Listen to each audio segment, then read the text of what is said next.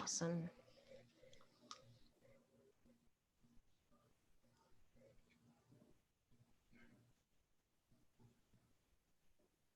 And I'm going to go ahead and admit people. Okay, awesome. Thank you so much, Christina. My pleasure.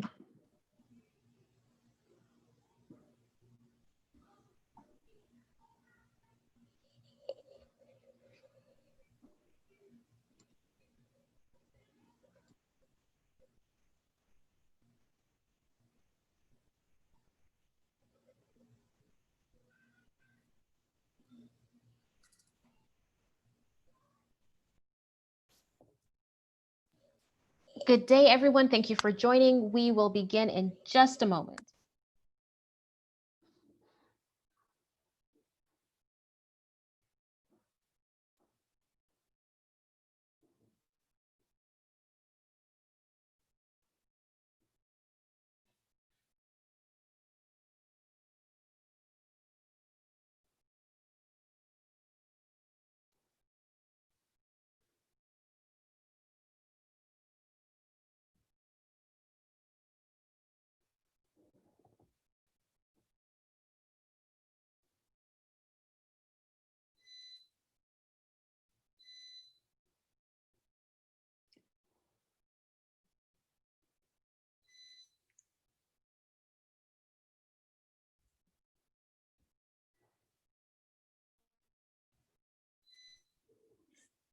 Good day. I am Sherilyn Francis, and on behalf of the Morehouse School of Medicine Prevention Research Center, we welcome you to part 7 of our Family Strong virtual meeting series.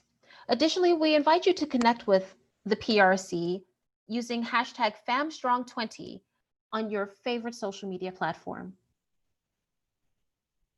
The mission of the MSM PRC is to advance scientific knowledge in the field of prevention in African American and other minority communities, and to disseminate new information and strategies of prevention. The MSM PRC strongly holds to the applied definition of community-based research, which is dynamic, emphasizes community and research entity partnerships, is focused on prevention, is tailor-made, is ethnically and culturally focused, and prioritizes health policy to advance health equity. I now present to you part 7 of the FamStrong 20 virtual series, presented by Dr. Jamie Hopkins, Dr. Jennifer Rook, and Ms. Wendy Broughton. Part 7 is entitled Our Bodies, Exercise, Nutrition, and Water, and we will begin with Dr. Jamie Hopkins.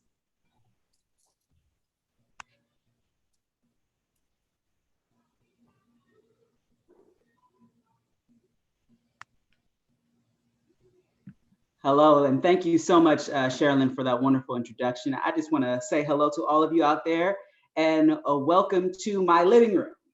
There's nothing in here because I've cleared the space because we're going to be doing some physical activity very shortly. But before we begin, I have the honor of sharing with you a tool that I'm hoping you'll be able to use and you'll be able to explore to get more physical activity in your day-to-day functioning. So before we go to the activity, I just want to share a little bit about this concept, this approach that is called instant recess. So if you just bear with me for just a second, I'm going to go ahead and cue up my presentation and we'll get started.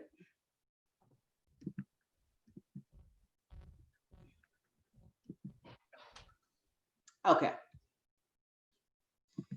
So we're going to talk about this thing that is instant recess. And the tagline for instant recess is building a fit nation 10 minutes at a time.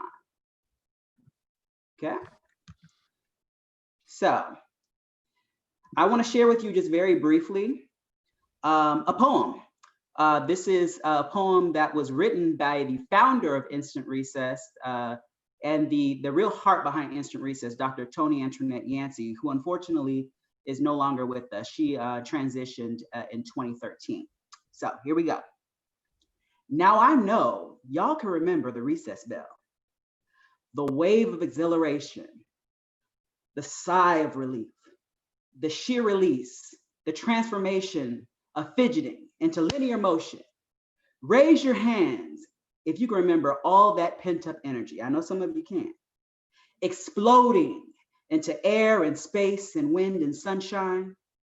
And even if you can recapture even a little of the joy of unbridled movement, then maybe, just maybe, there's hope for the couch potatoes. Those of you that are too worn down even to fidget. You think you need rest and food, but you toss and turn at night and meals don't really sit well.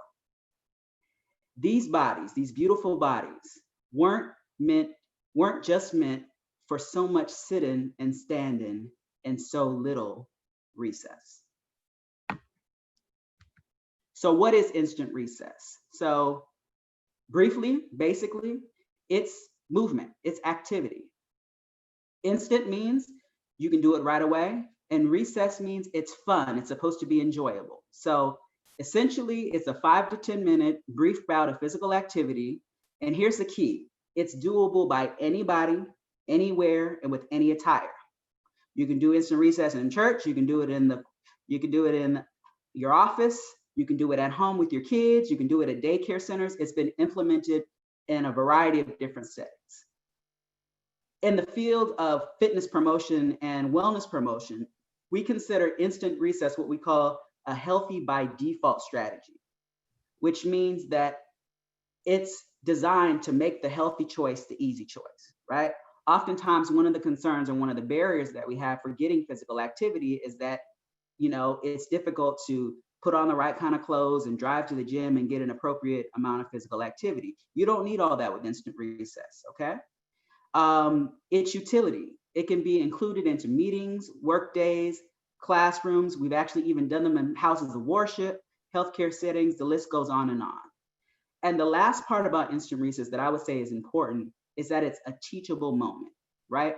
One of the concerns that we have for individuals that aren't often physically active is that they can sometimes be worried about not being able to participate in physical activity because they may have an injury, they may have a pre-existing condition, or they just may not be used to exercising and they're concerned or a little embarrassed about, exercising in front of people. So when folks do instant recess and they see that it's something that they can do, it's something that they can manage, that gives them what we call in our field self-efficacy. I can do it and I want to do it again because I had a good time. So in a nutshell, that is what instant recess is. Now let's talk about why we need instant recess. As we all know, we're in the throes of an obesity epidemic, and I'm sure that the other panelists will talk at length about that. But I just want to kind of get down to, we know that there's an issue going on. We're not getting enough physical activity and we're not eating the right foods. But let's kind of narrow in on the common perceptions around physical activity, right? I like pictures, so I like to explain things in pictures. So the picture on the left here is a common perception, aerobics in hell. Physical activity as being burdensome, drudgery, something that we want to avoid at all costs, right? If I have the choice between going up the stairs or going down the stairs and taking the elevator, I'm more likely going to take the elevator because I don't want to be bothered with the stairs, The other common perception is the intent to exercise, but not actually going and doing it. So the guy on the right here, he says, this morning I spent an hour on the bike. And then in the next thought, he says, tomorrow I intend to start pedaling. So he says, he's thinking, I'm finna do it, but I haven't quite done it yet. So those are the things that we're up against, or those are the things that we have to deal with when it comes to trying to encourage people to be more physically active, okay? So this is the reality of many people, many Americans in our country, right? Either I don't like being physically active, or I want to do it, but I just don't have the time or have some other barrier. Now, let's talk about motivation. So this is a question to all of you. Which of the personal trainers here do you think achieved the best results? I'll give you a second. On the left, you have a saber-toothed cat. And on the right, you have a very successful personal trainer, wellness coach, Delved Quinn. If any of you guys saw the Biggest Loser, you might recognize this fellow right here. So who do you all think is the best personal trainer? If you want to hit up the chat line, go for it.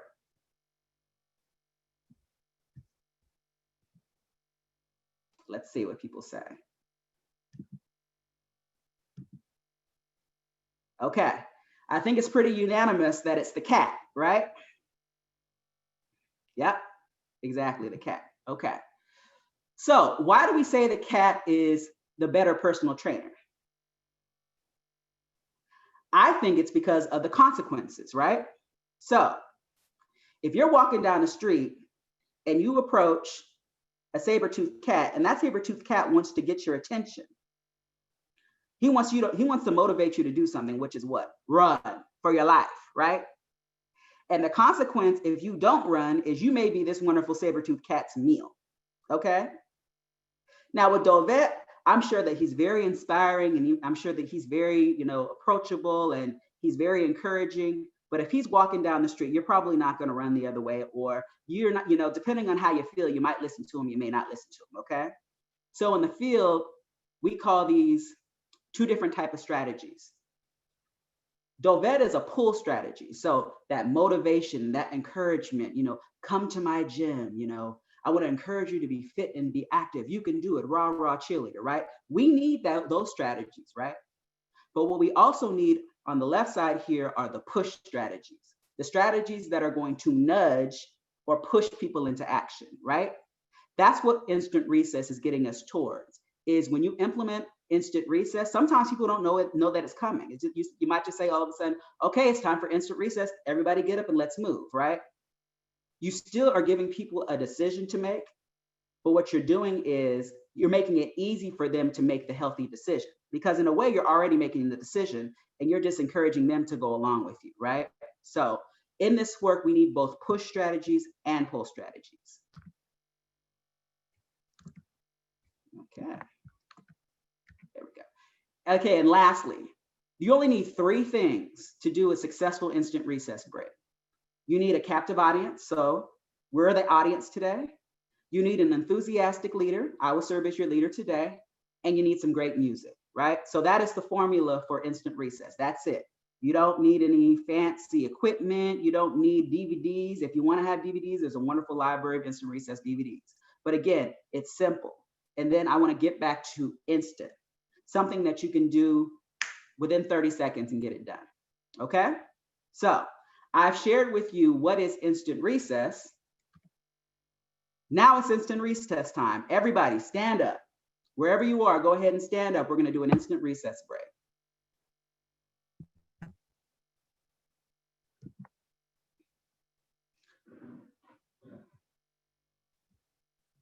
All right, if you want to join in on the fun and you don't have your camera on, you can keep your camera on, or you can just go ahead and stay where you are.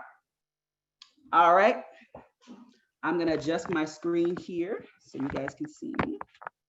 Okie dokie. So when we talk about the tools that you need, I have my phone that plays music and I have my trusty Bose speaker, okay? So we're gonna do a quick couple of minutes of instant recess right now. So I'm gonna need your help here. I want to make sure that you can hear the music and that you can hear me at the same time, okay? So we're gonna play a little Afro beat today, if that's all right. Battery, hi. Connected to iPhone.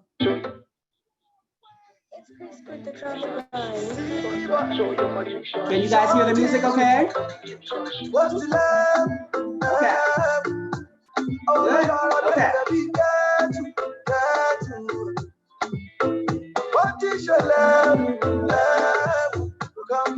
All right, here we go. I just want you to start off with a march. Find the rhythm.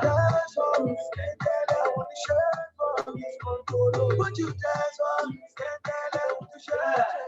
Roll your shoulder. Roll your shoulder.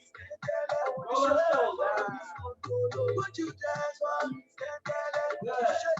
Roll it forward. Good.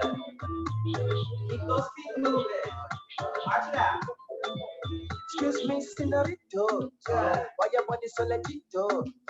In 11 years ago, so from 11 years ago, Start off. I see reminisce. Hands up. And you she want to believe. Oh, I'm gonna get better, see it too. The body So baby, man, I'm out of it. Milli heavyweight. I'ma get far up like go to the fire with the vampires. I go. So baby, man, I'm out of it. Milli heavyweight. I'ma get far up like go to the fire with the vampires. I go. Okay, we're gonna transition to a two-step, right? Take a step out, we're gonna two-step. Hey! Teach your love, come give me love. Go back.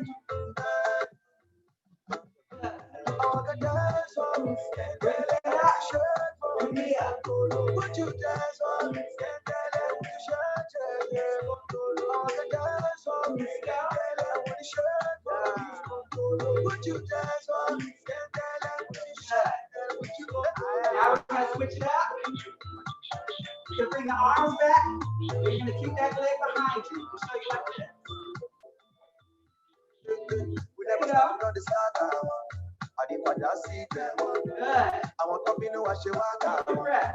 Other one not in there. Want me, I want kilo. Ever say Polina, Watch that. money, keeping up my day like I go say, Okay. you make me You're gonna take a step out. and all the ladies have the tell me, I want to Out. but In.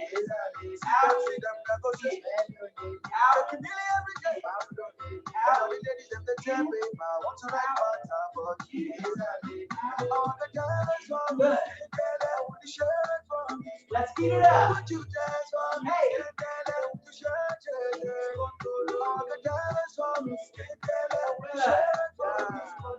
Would you dance on me? With the shirt, would you go? All right, watch it out. Let's start off with, let's hit it with a couple of squats. Keep the distance apart, come down, up, down,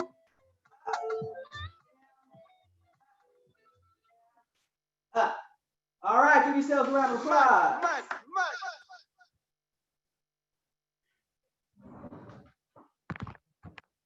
Okay, how do you guys feel?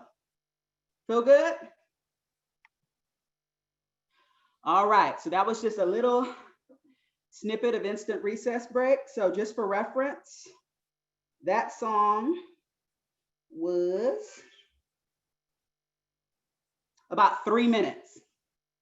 So you can have a lot of fun and you can get your heart rate up and you can do some wonderful things in about 3 minutes, okay? Before I go, what I will do is I'll make sure that the organizers of this session have all my contact information. If you have any more, if you want any more information or want to learn more about Instant Recess, you guys see I'm sweating? I'd be more than happy to answer any questions that you have, and I'm sure that we have a question and answer at the end. I want to say thank you so much for joining me and allowing me to introduce you to Instant Recess, and I'm looking forward to the rest of our sessions. Thank you. Thank you, Dr. Hopkins. We do have a question for you, or would you prefer to wait until the end for a Q&A to give you a chance to catch your breath? Whatever works for you. Okay, so our first question, what's more important, strength training, weights, or cardio, such as walking or jogging? They are all important. So Okay. that is something that I want to stress time and time again. It's not one or the other, it's all of them, okay? So when you are thinking about being physically active and you're trying to kind of re-energize your exercise plan, you want to have a little bit of all of those different things. And they help us out and they support us in different ways. And I'm sure Dr. Rook is going to talk to us a lot about nutrition and metabolism. Those different forms of exercise do different things to support our metabolism as well. So the answer is both, or all of them. Thank you so much. Okay, and now Dr. Hopkins will be available at the end of today's session during the Q&A segment. And now we will transition to Ms. Wendy Broughton. And Ms. Broughton, you are free to begin sharing your screen. Thank you so much, Dr. Hopkins. Can we please give him a round of applause in our on camera and or in our reactions? Thank you so much for a really, really engaging 10-minute recess. Thank you. You're right. I know. That was fantastic. Hi, everyone. My name is Wendy Broughton, and I want to thank the Prevention Research Center for having me today. 20 years ago, I was diagnosed with lupus, and for me, that meant that I took a lot of medications. I would take medications to counter the side effects of the original medications. So I had so many meds that I would keep them in a big backpack.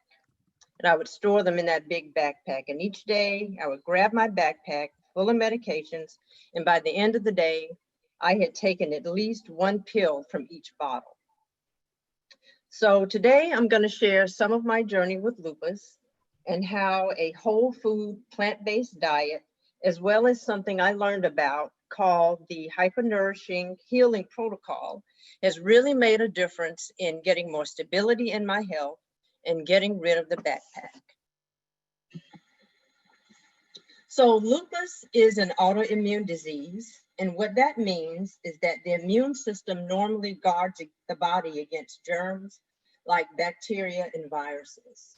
But with autoimmune disease, the immune system doesn't know how to distinguish between the good cells and the bad ones.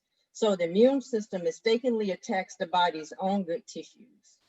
And specifically, lupus is an inflammatory condition that can manifest in a lot of different ways. But in a number of patients, it can affect it affects the joints, it affects the skin, the kidneys, the brain, the heart, and the lungs. And some common autoimmune conditions that everyone may have heard of are rheumatoid arthritis, Crohn's disease, and psoriasis. So what causes it? For the most part, they don't know. I've read that it likely results from a combination of your genetics and your environment. But for me, initially, I had a mixed bag of symptoms. I had severe joint pain. My left eye would swell, and I was really, really tired. And from there, things progressed to where I could barely walk up a flight of steps. And then months later, my kidneys flared up. And so when all of this was going on, I was working 12-hour days, and I was dealing with the stress of caring for my mother, who had late onset of autoimmune disease at 68 years old, and she had something called scleroderma. So is there a cure? No, it's a chronic disease, and the treatments are designed to suppress your overactive immune system and bring down inflammation and reduce pain. But basically, they just treat your symptoms. So who gets it? Lupus is most common in women in childbearing age. African-American women are 3 times more likely to get lupus than white women.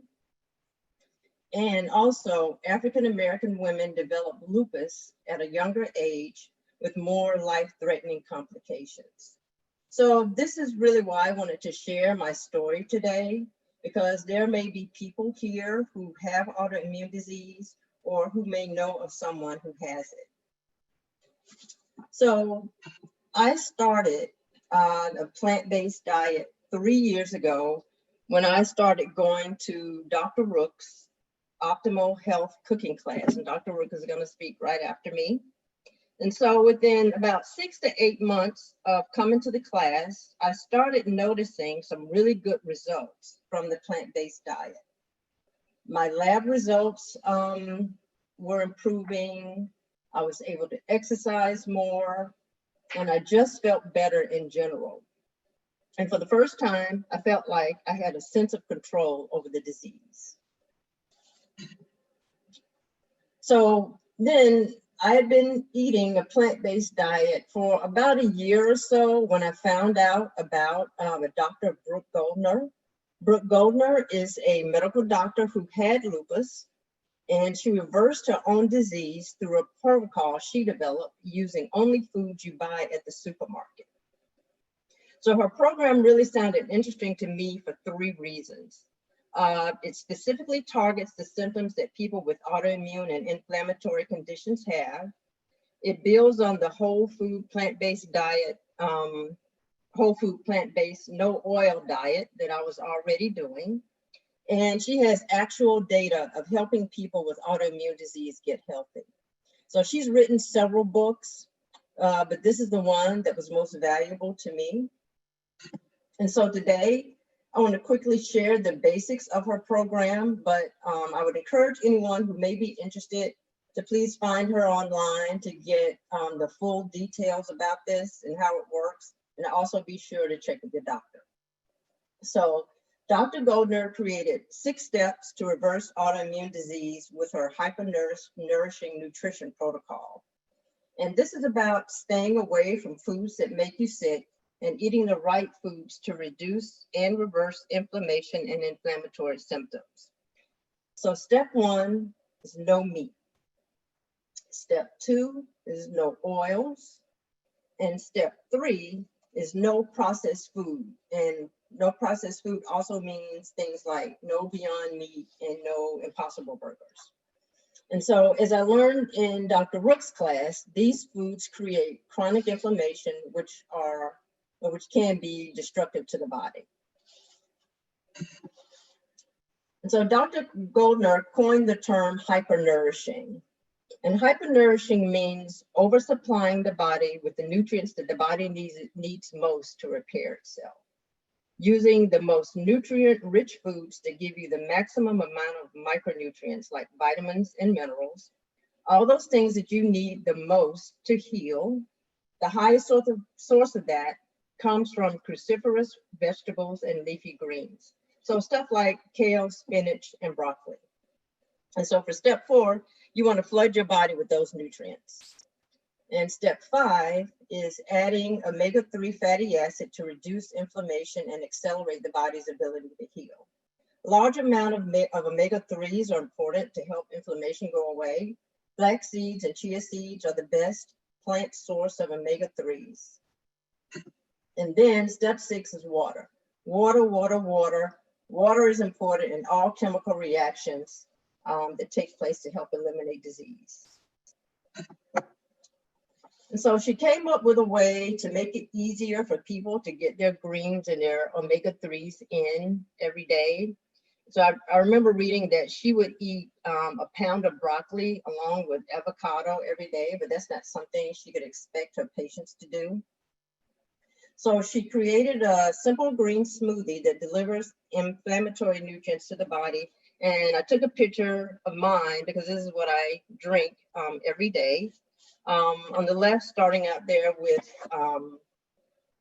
kale, and I actually drink this along with eating large amounts of leafy greens for my meals and drinking water and fruit.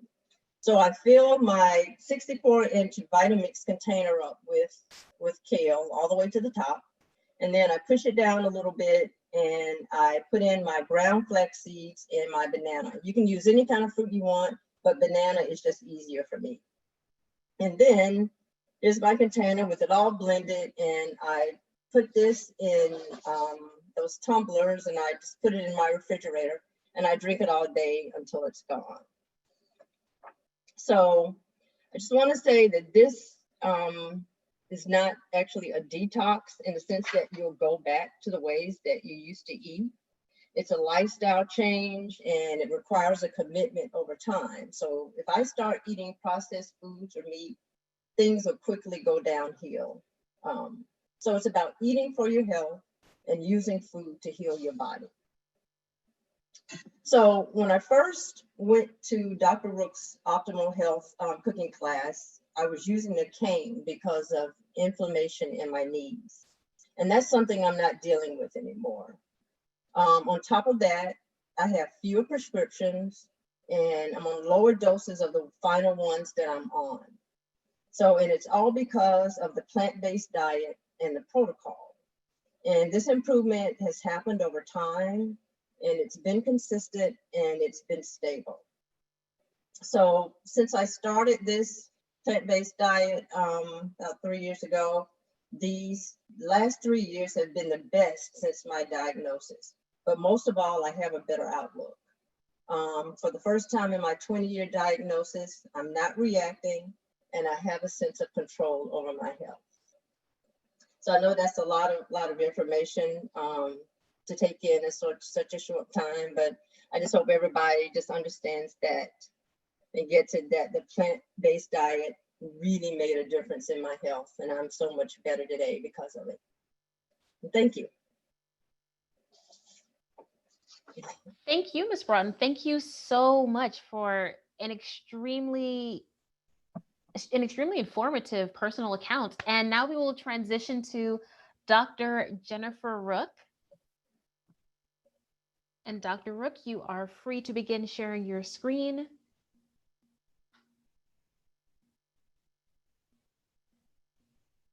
And as Dr. Rook is preparing her screen, I will begin by saying that I had an opportunity to learn about plant-based nutrition from Dr. Rook. And I used to be someone that loved steak, probably 3 or 4 times a week. But after listening to Dr. Rook's presentations, seeing Dr. Rook with her patients, and becoming more knowledgeable about the benefits of plant-based diets, I've completely transitioned my eating habits and I'm fully plant-based. So Dr. Rook is amazing and truly, truly, truly inspirational.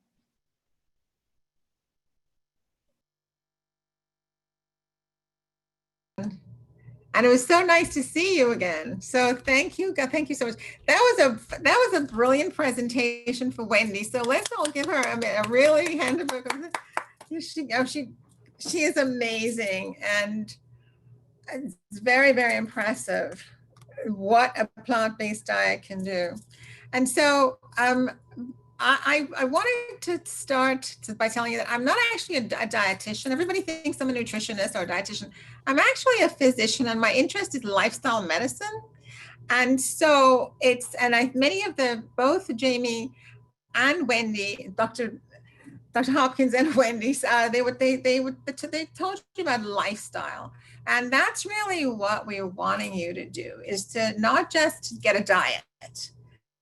So you have to sort of develop a new way of thinking about what you're eating and how you're living. And so it's really about lifestyle habits, and of which diet is a part of it. And so this is my specialty is preventive medicine, and lifestyle medicine is part of preventive medicine. And I think Wendy did an excellent job of explaining when you have a chronic disease, the treatment is really about suppressing your symptoms, not so much about curing the disease. And when you change your lifestyle, you then start to address the underlying reasons, which is the chronic inflammation in your body that's causing these. So lifestyle medicine, there are basically 6 components to lifestyle medicine. So when you make changes, you want to address, again, you don't have to do all of them at once, but you have to, those are the things you eventually want to work up to. So it's nutrition, and of course we promote the whole food plant-based diet, physical activity, stress management, which is extremely important because emotional health and well-being, relaxation, work-life balance, all of these things come under stress management. And sometimes you could be eating really well and exercising, but you're so stressed that you're not really functioning well. So sleep, again, is important, and relationships, whether, interpersonal relationships and community, or like we're doing now, sort of community. And that's one of the reasons why we have our classes, is to form community. And of course, any sort of substance abuse and substance use. Now, very few people are smoking, but that is, for some people, they're still doing that. So they're basically the big ones are the 5, because most people who are interested in their health, are not smoking anymore. But sometimes they're using too much alcohol, or that could be a problem. So the whole food plant-based diet is basically fruits, vegetables, grains, legumes, and beans. And so Wendy is on a special protocol, which is absolutely fantastic. But and so those of you who wanted to do that, but since not everybody wants to make smoothies, but if you do, it's a great idea. But so these are ways. This is the basics. And this is the amount that we recommend every day. And basically at least 5 servings of fruit, vegetables, we promote mushrooms because a lot of research on mushrooms, which are the mushrooms prevent cancer. So at least about half a cup of cooked mushrooms a day, beans, whole grains, and nuts. Was sometimes most of us are getting nuts, but we're getting way too many nuts. But nuts and of course seeds, sunflower seeds. Then I was so pleased with Wendy's discussion about the omega-3 fatty acids. Many people are taking fish oil and thinking that they need to eat fish to get omega-3s. As you can see from Wendy's presentation, that is not the case. And the best way to get them is the way she's getting them, which is from the flax seeds and the chia seeds and from the seeds. Those are the absolute healthiest ways to get them. So that's one of the reasons why you want to add, nuts and seeds into your diet. So you will notice in the list that we recommend that there's no meat.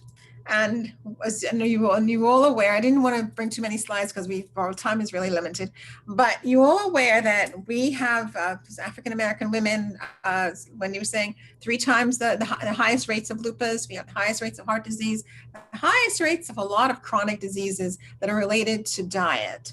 And when you look at our diet, most of you are aware that, you may not be aware, but this is data which shows that we actually eat the most meat as a group. I mean, there are an increasing number of African Americans who are not eating any meat. So this is great. And so hopefully in years to come, we're going to see the health benefits of that. But again, this is 2012 data. So we're looking for updated information. But at this point, we're eating the most meat. Okay. And we're not doing too badly with fruit, but we could be doing a lot better, with less meat. And what type of meat we're eating? This is not a surprise to anybody. We're eating a lot of chicken, right? But we're not just chicken. We're eating the most fish and turkey and fish. Why? Because we're told that those are healthy options.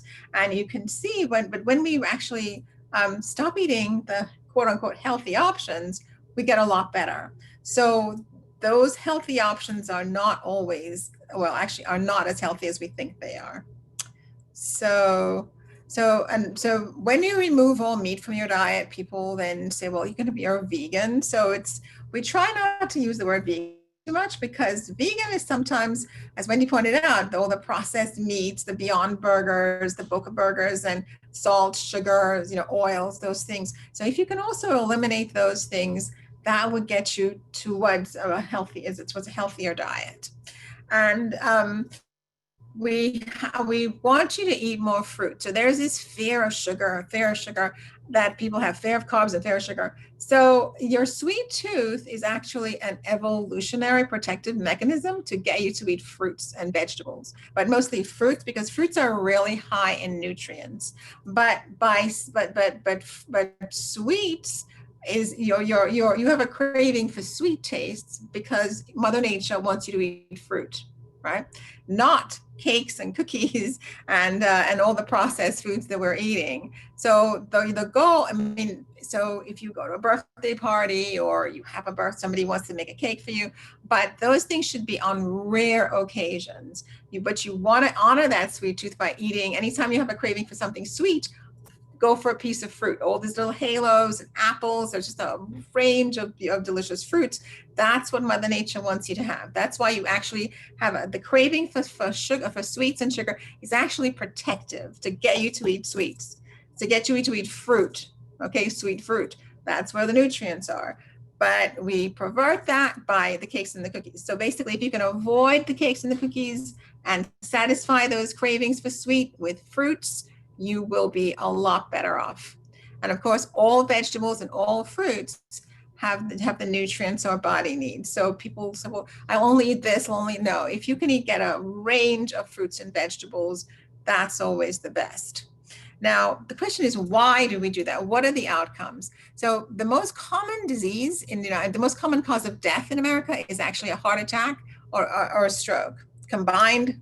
So and the underlying cause of that is clogged arteries. So if you look at the slide, you could look at the pictures on the left. So the A picture shows a clogged artery. And you can see if you have high blood pressure, your blood has to make it through that clogged area. And look at the B section. The B side is where it's wide open. That's how your arteries are supposed to be. And these are the arteries of a doctor who was actually jogging and eating only fish and chicken and thought he was a healthy person. And then he had a massive heart attack, and his friend was doing this research, and he put them on he decided he was going to try the plant-based diet.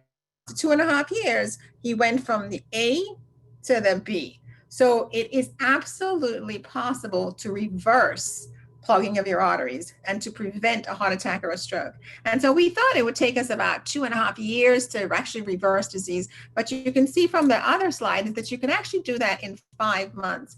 And this comes from an African-American doctor in Houston who is, he's a cardiologist, and he has been able to demonstrate that it happens pretty quickly. Once you change your eating habits, you can reverse the clogging of your arteries and get a whole lot.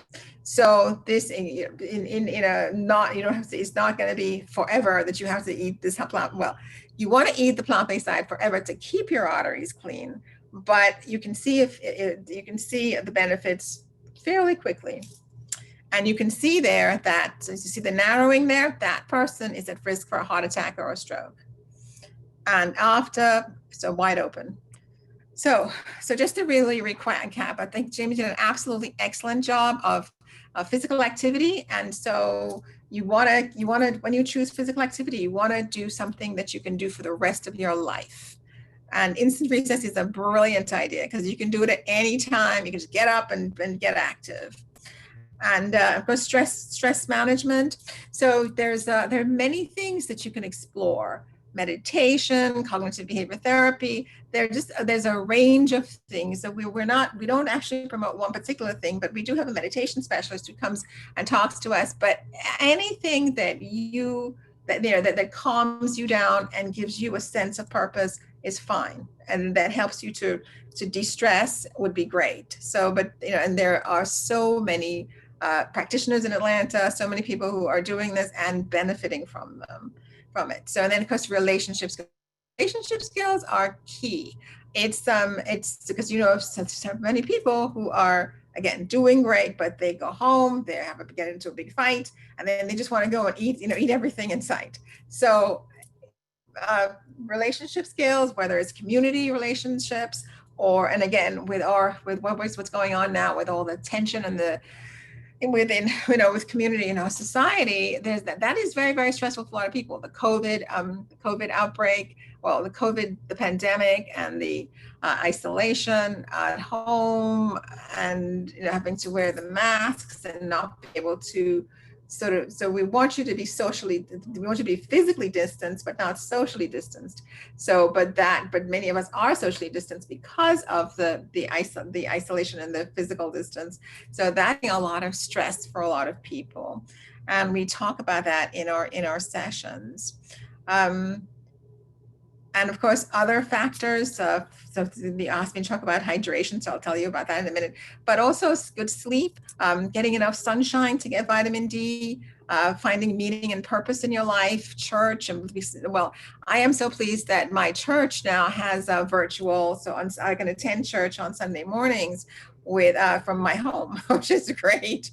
And of course, water. How much water do you need every day? So you can see this online. And so basically divide your body weight in half, and you should be drinking about half of your body weight in ounces per day.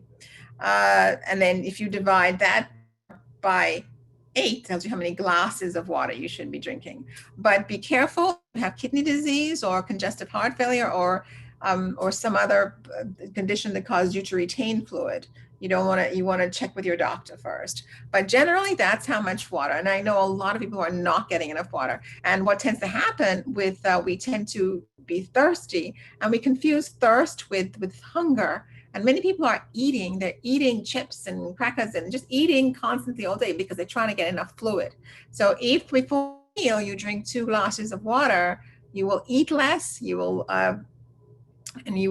be getting sufficient, better hydration, and that's actually associated with weight loss. And of course, many people can't. A lot of people say, "Oh, I can't drink water. Water is awful." So you can infuse the water, and there's several companies now that are selling, water, infused water. You can make your own. And so with just basically some slices of fruit or spices or vegetables in your water will do it. But I'd like you to caution, so the smoothie that Wendy drinks is fantastic because everything there is whole. Whereas try to avoid juices, okay? Just juicing, because you need all the fiber in the food. So Mother Nature packaged everything together with fiber. When you blend them all, you're getting all the fiber. But when you juice, you're losing fiber. So try to avoid juicing, and you can do smoothies and blending, and you could just try to eat the whole fruit. And of course, it goes without saying, stay away from sodas, okay? Sodas and carbonated drinks. And I'd like you to also avoid a lot of supplements, because I get a lot of people who come to our clinic and they're on all bags of supplements. And because they're going to the holistic doctor and they're coming back with supplements, because a food that is in its whole form prevents disease. Food that's in supplement form and may actually promote cancer cell growth. And so beta carotene, which is that orange color in carrots and sweet potatoes, if it's in a sweet potato or carrot, it actually suppresses cancer. If it's in a little pill, it may cause cancer cell growth. And the same with vitamin E, and of course fish oil, which Wendy's presentation was so fantastic. So she showed you how to get omega-3s from your seeds. That's where the plant sources are really the best, because fish oil, if you're taking fish oil, please stop. It's associated with increased risk of diabetes and aggressive prostate cancer. But get your omega-3s from plant sources. And of course, vitamin D, you need to get, that's for sunshine. And we test, most people are not vitamin D deficient, although you've been told that you are. You're not, because they're using the wrong test. So, but if you're getting plenty of sunshine, you're getting sufficient, you have sufficient levels of vitamin D, which is the 125 is what we test you for in our clinic. But it's important because it's a sunshine vitamin. That's why you want to go outside and exercise outside as much as possible. Almost done.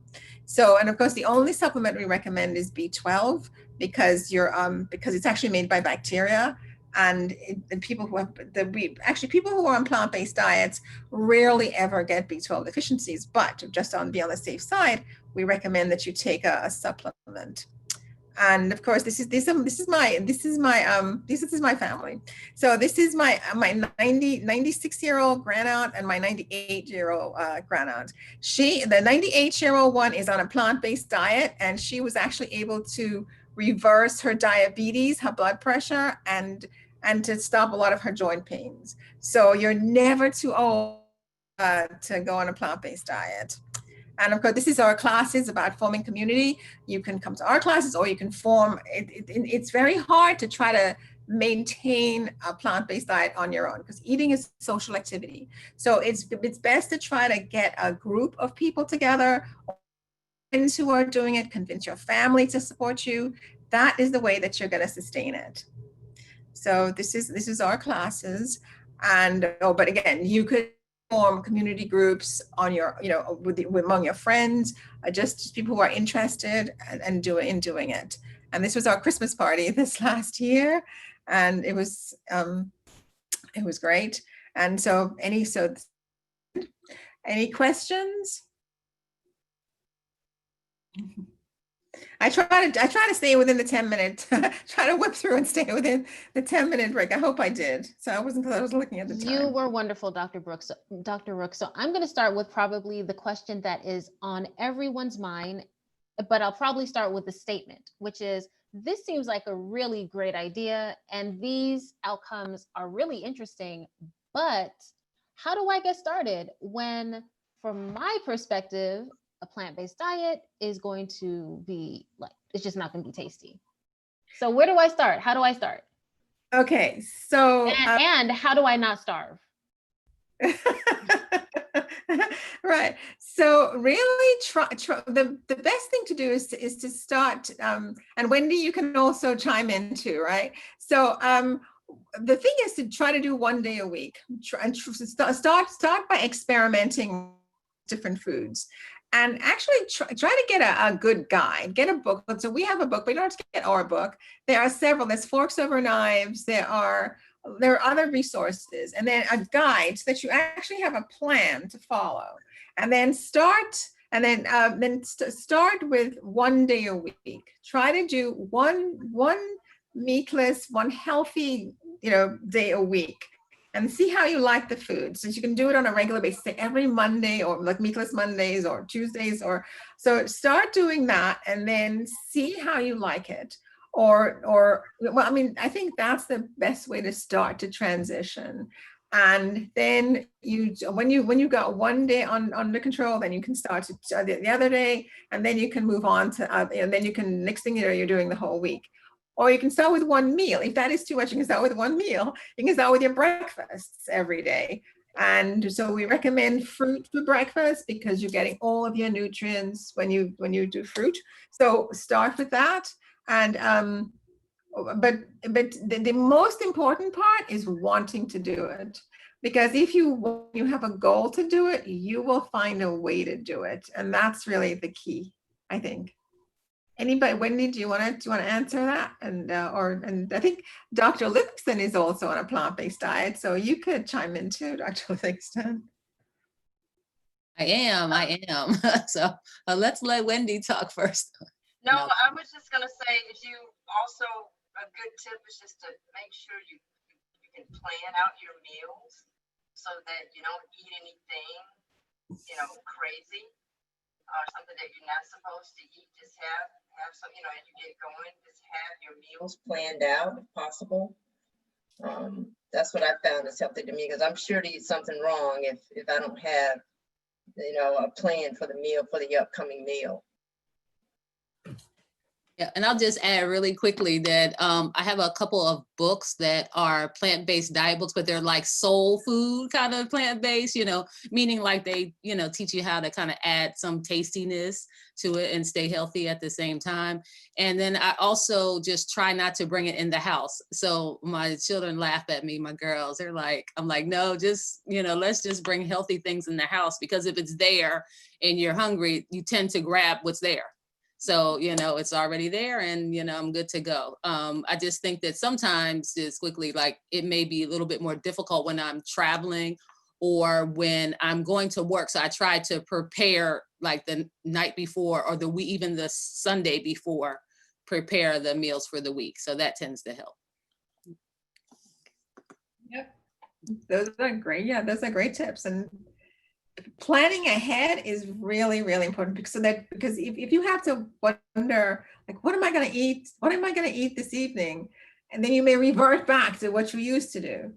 Whereas if you know what you're going to do and it's already there, it makes doing the right thing easier. So that's the whole goal of staying on this plan, or this lifestyle change, is to make it easy for yourselves. And planning is the first step. Yeah. Thank you so much for that extremely comprehensive answer. Dr. Hopkins, we have a question from Linda, and she would like to know how much exercise should she get, and should she be exercising each day? Okay, so that's a great question. And so the recommendations are 30 minutes. So you want to shoot for 30 minutes of what's called moderate to vigorous physical activity most days of the week. So 5 days of the week is ideal. So when we say moderate to vigorous physical activity, we mean physical activity that is strenuous enough to increase your heart rate a bit, right? So activities like brisk walking, gardening, bike riding, taking the stairs, those types of things that kind of rev you up a little bit, that's considered moderate intensity activity. And then when you start getting into the vigorous, so like if you're in an exercise class, like a Zumba class, if you're taking a spin class, if you're doing kickboxing, if you're in the pool swimming, those are kind of more vigorous activities. So you want to have a mix of moderate and vigorous activities. You want to shoot for that 30 minutes. It doesn't mean that you have to do all 30 minutes in one bout, right? So you may want to do 15 minutes here, 15 minutes there. So that's the recommendation. And what you also want to take in consideration, like I said earlier, it's not just aerobic exercise, like the things I just talked about, but strength building exercise. So, weight training, and then body weight training. So you don't necessarily need to throw around weights to get some good strengthening training. And then you want to think about flexibility as well. So I think yoga and Tai Chi and some other things are great when it comes to flexibility and mobility. So I want you to think about physical activity almost kind of like a buffet, right? You walk into a buffet, you don't just go straight to, you don't go straight to one place, right? You kind of pick and choose from a couple of different, actually, I shouldn't be recommending buffets now, right? Sorry, Dr. Rooks. It's a plant-based buffet, a plant-based buffet. You see what I'm saying? Okay, so it's a metaphor. Stay with me. So think about physical activity as a buffet. So you're going to have different types of activity, but you're going to have different intensities. So I would say, for example, for me, I, of course, do certain things to get moderate to vigorous physical activity. I like weight training. I actually like, cycling as well. But one other activity that I do every day is during my lunch break, I will get up and I'll just take a 5-minute walk, right? And that just kind of clears my head if I've had Zoom meetings all day long, all morning long. So I do those types of things. On Sunday evenings, after, I've gone grocery shopping, I do my meal prep on Sunday evening. So after I've done that, I connect with a friend and we'll go walking in the park, So you want to have that mix, if that all makes sense. Absolutely. Thank you so much, Dr. Hopkins. Okay, we Yes. have a question from Miss Adrian, and she would like to know, oh my gosh, I lost the question. I'm going to paraphrase here, so please don't kill me, Miss Adrian. What are your thoughts about buying organic, and is olive oil okay? Organic, some things, so there's a website called the Environmental Working, and it's a group of it's nonpartisan, I think it's entirely nonprofit, and what they do is that they review all of the produce in the country every year, and they come up with the Dirty Dozen and the Clean 15, which is the produce with the most pesticide residues and those with the least. And in general, if you're going to eat the skin of a fruit, for instance, peaches, pears, apples, you should, if possible, if you can afford it, those organic, if possible. Whereas things like bananas and avocados and things that you're not going to eat the skin of, you can get them non-organic. But it's better to eat, the most important thing is to eat fruits and vegetables. You can get them organic, fine. If you can't get them organic, fine, and that's okay. Eat fruits and vegetables, because the pesticides, so you can always wash off pesticides. You can soak it. If you look online there, I think there's several people have soak it in vinegar and different things, but you don't really have to do it. You just have to make sure you wash off your fruits and vegetables, but eat them. And if you can afford organic, preferably those that you're going to eat the skin of, eat that organic. And that's the way to, that's how I make decisions, and that's what is recommended also. But every year, the Environmental Working Group, they come up with that list. So you should try to get the foods on the list that they recommend to buy organic, and then those that they don't recommend that you don't have to buy organic because there's less pesticide residues on them. Those you can just buy, buy regular. Just buy them, just the conventionally grown. So, and anybody else who's doing this can chime in. I agree. Yeah. It's just important to eat the fruits and vegetables. That's all. If you can do it, do it. If you can, but it's just important to eat them. Thank you. Okay, so my next question is for Dr. Hopkins. So Dr. Hopkins, this is a family meeting, so I'm going to ask you a question on behalf of the family. Yes. So we know that at times we do not want to sweat out our hair. So I gotta ask on behalf of the family. So is it imperative to sweat every time we work out? And how do we, if it is imperative, how do we avoid sweating out our hair? Excellent question. And I'm glad that it came up. The short answer is no, it is not necessary to sweat to the point where you're sweating out your hairdo every time that you exercise, right? So like I said earlier, there are different ways. So the reason why, for example, with instant recess, the reason why we say 5 to 10 minutes is when you start getting over 10 minutes and you're doing an instant recess is light to moderate activity. But if I'm really feeling it, and we're doing some moderate activity for instant recess, around that 10-minute mark, that's when you start getting the sweat around the edges, right? So that's the reason why we have that as a 5 to 10 minute bout. So you're not having to deal with the heavy sweat function, right? You can kind of, you're done right before you hit that. And then you can kind of go ahead and cool off and, go ahead and do that. So that's the first part of my question. For those individuals that are looking to do, let's say you enjoy more vigorous activity where you are going to sweat profusely. One great thing is there are a lot of different products that are now available that can kind of help mitigate that sweat factor, right? And actually, I can drop a couple. I'll actually share a couple, and they can email them out to the participants, right? Actually, one of my colleagues, she actually owns a gym, and she's a Black woman that owns the only Black-owned CrossFit gym in metropolitan Atlanta. Her name is Lauren Powers, and she's made that her mission because so many of the women that go to her gym have that similar issue. And so there are protective hairstyles that, there's a spectrum that you can go from having something that's going to help bring down the sweat and kind of keep the hair in place. And then there are protective hairstyles that tolerate sweat a lot better and moisture a lot better. So whereas before, there weren't as many options in particular for women of color. Now there are plenty of options that are available. And there are plenty of women that you can reach out to that have had to deal with that struggle as well. So. Thank you so much. I personally, I don't necessarily have that issue because I don't have hair, but I feel for you.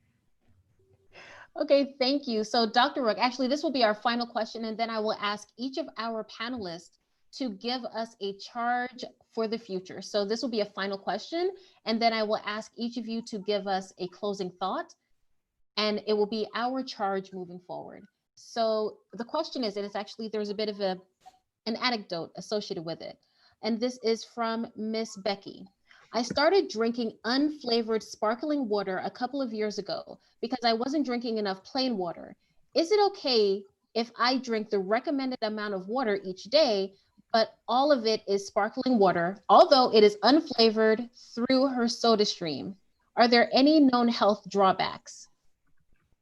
Depends on what is a sparkling, what's causing it to be sparkling. If it's just the way it's coming out, because phosphoric acid in sodas can sometimes damage the enamel of your teeth. But if it's just plain water that's got nothing added to it, but it's just the way that it comes out, that in a sparkling, because there are dispensers that put bubbles in the water, and then it's perfect. There's no problem at all. But if there are chemicals, any chemicals in there, then that's not a good thing. But no. So the question is, if you can get, the important thing is to get the amount of fluid every day. And the best way is plain water, or if it's sparkling, as long as there are no chemicals in it that's making it sparkle. Okay, wonderful. Thank you. And you all, you will see that you still have some questions in the chat box. Unfortunately, despite the fact that today's session was an hour, obviously this was extremely riveting conversation, and there are still a few more questions that we were not able to answer during the live session, but you can take a look. And so now I will ask for Dr. Hopkins, Dr. Rook, and Ms. Wendy, if you can please give us your charge for us as a family moving forward. Okay, I'll start off. I'll just say, make physical activity a fun part of your regular day-to-day as a family. You don't need to do physical activity on your own. It does not have to be an individual effort. It can be a team and family sport, right? I want to stress the fun aspect. By finding something that works for you and that you enjoy and that your family enjoys, you're much more likely to do that consistently, right? I also want to encourage you to explore. There's a great opportunity to explore all kinds of different activities, right? So those are the two things for me is, you know, you have your goal, your 30 minutes, you have your buffet that you can reach out and do a bunch of different activities and a bunch of different intensities. Make it a team sport, make it a team effort, and have fun. Wendy, do you want to go next? Or? Started talking before I was off mute. I'll just say that I am living proof that a plant-based diet can change your health and it can change your life. It's worth it. It's worth it for your family. It's worth it for you. And that's it. It's very much worth it. Yes, so I'm going to echo what both speakers said in that think of being on a plant-based diet as something that's going to be fun because you get new tastes. It's a very creative way to eat, and think of the benefits because most people aren't afraid to die, but you want to. Because we all have to die. But if you think of all the benefits, like you'll be healthier, you'll be better looking in some ways, you will lose weight, you'll have less wrinkles, you will see the benefits. Think of those things as a motivator, and then start to explore and to try new and different foods and make it fun. That is really, I think, for making any lifestyle. So that's what I think that.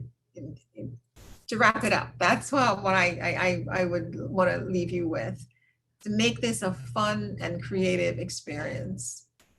Thank you so much, Dr. Rook. And thank you, Dr. Hopkins and Ms. Broughton for an extremely engaging and informative presentation. Dr. Rook, would you mind selecting stop share because we have a family challenge for this week and we would, oh, no, you're fine. And we want to share the flyer for today's family challenge or for this week's family challenge. Okay, just want to make sure that all of you can see my screen. Are you all able to see the family challenge flyer? Yes, we can see. Excellent. So for the first 30 families to participate and to successfully complete the challenge, we will have a gift certificate for you. So we're asking that you follow the Morehouse School of Medicine Prevention Research Center on your favorite social media platform. And we're asking you to post a video where you and your family members are preparing your favorite plant-based dish. Some of my favorite plant-based dishes, I find recipes on Facebook via Tasty Vegan or Tasty Vegetarian. Also, there are a lot of plant-based bloggers on Instagram and they share their recipes and videos. So or Dr. Rook also has an exceptional cookbook that may be available electronically, possibly, maybe, hopefully. Okay, yes. So we want you to find your favorite plant-based recipe, and obviously a simple Google search will suffice. You can either post a video of your family preparing your favorite plant-based dish, and or we're asking that you post a video of your family participating in an instant recess break. And once you have posted your video, be certain to use the hashtag FamStrong20 and to tag the Morehouse School of Medicine PRC and 5 friends or family members. This challenge will conclude on Saturday, September 12th. So again, Dr. Hopkins, Dr. Rook, Ms. Broughton, we thank you for a highly engaging and informative presentation. And to the attendees for today's family session, we thank you for lending us a portion of your Saturday evening. And we hope all of you have a wonderful afternoon. And on behalf of the Morehouse School of Medicine Prevention Research Center, we thank you for attending today's presentation. Thank you. And you did an excellent job of moderating. That was very, very nice. Thank you, Dr. Rook. Very well done. Oh, and I forgot to ask you, for those who want to participate in the Optimal Health and Wellness Clinic, how can we get a hold of you, Dr. Rook?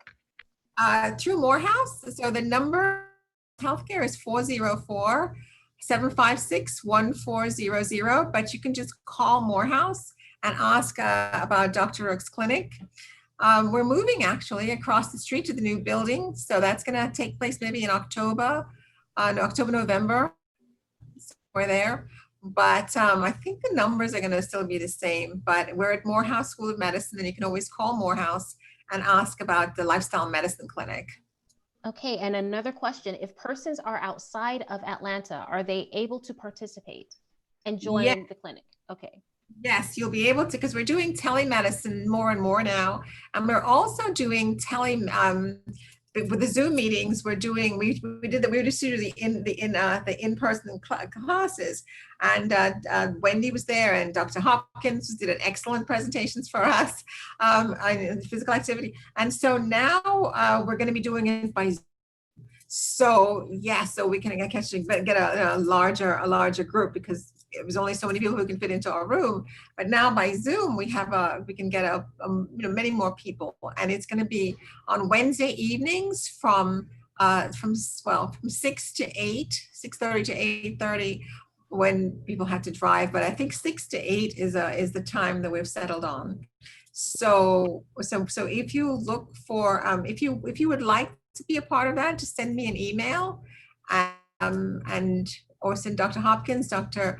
Livingston has my email address, so you can send information to her, and she can always forward it to me, and we can share our email for the Zoom classes with you. Yes, absolutely. Thank you. Thank you so much. Okay, well, I think those are all of the questions, and that concludes today's session. Thank you. Very good. Everybody's great.